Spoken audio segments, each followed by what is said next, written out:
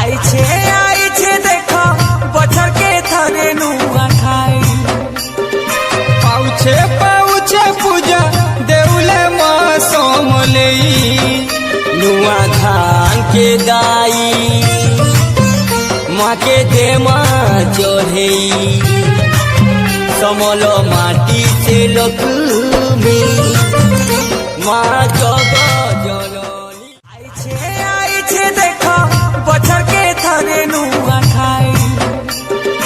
पाउछे पाउछे पूजा देउले माँ सोमलई। नुआ धान के दाई माँ के दे माँ चढ़े। समलो माटी से लक्ष्मी। पाउछे पाउछे पूजा देउले माँ सोमलई।